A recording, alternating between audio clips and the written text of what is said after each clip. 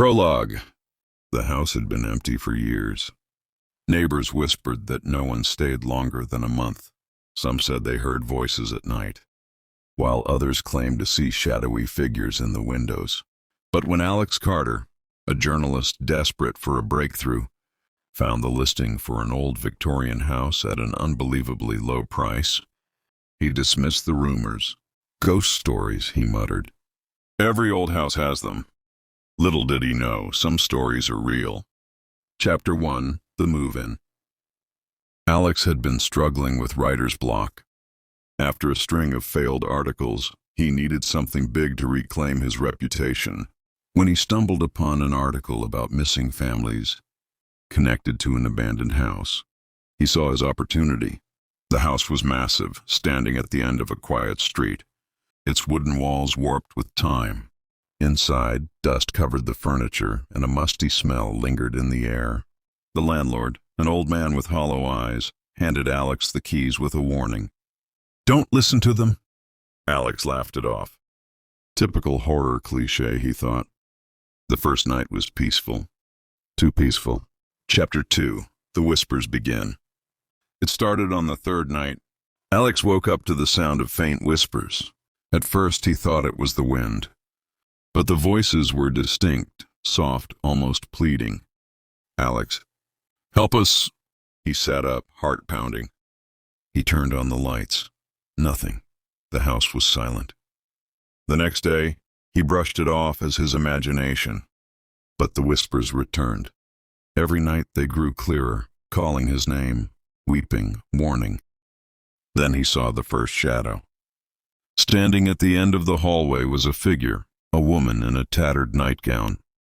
Her face was obscured, her body swaying unnaturally. Alex blinked and she was gone.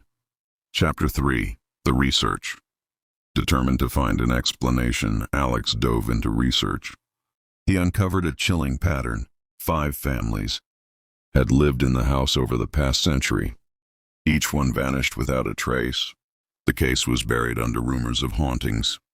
But no real investigation was ever done. Then he found an old newspaper clipping. Local family found missing. Only their voices remain. The article mentioned the last family to disappear. The Bennetts, a couple and their young daughter, Emily. Their belongings were untouched, food left on the table, as if they had simply faded out of existence. Alex felt a cold chill. The whispers. Were they the voices of the missing? Chapter 4. The Recordings. Determined to prove the supernatural presence, Alex set up recording equipment overnight. The next morning, he played the audio back.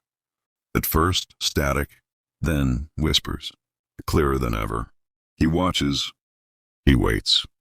"Don't stay." Alex's blood ran cold. He scanned through the recording until he heard something new. A deep, guttural voice. "You cannot leave." The whispering wasn't just from the victims. Something else was here. Chapter 5. The Dark Presence. That night the house felt different. The air was thick, suffocating. Every shadow seemed to move. Then, at exactly 3:00 a.m., Alex woke to a horrifying sound, heavy footsteps creaking outside his door. He held his breath. The door slowly creaked open. A shadow loomed in the doorway, its eyes glowing dimly in the darkness. The whispers grew into screams. "Run!" The figure rushed toward him. Alex scrambled out of bed, tripping over his own feet. He sprinted down the stairs, but the house stretched impossibly long. The hallway twisting and shifting, the whispers turned into agonized wails. The deep voice bellowed, rattling the walls. "You belong to me." Chapter 6. The Escape. Alex barely made it to the front door. It wouldn't budge. The doorknob burned his hand. He turned and saw them, the lost souls. They stood in the shadows, reaching toward him, their faces filled with sorrow.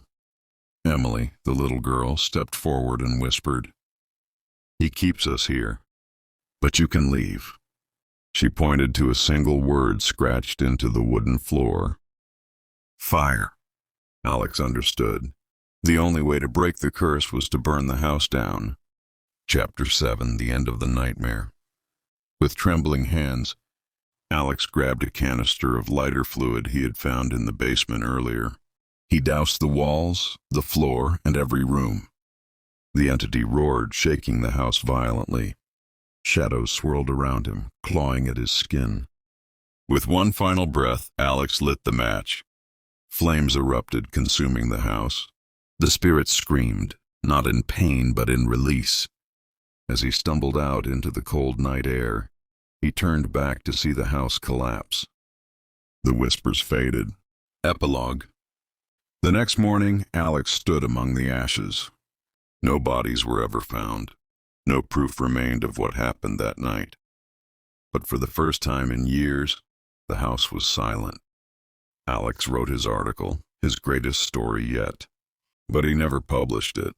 Some stories are better left untold, because sometimes when he lay in bed at night, he could still hear them.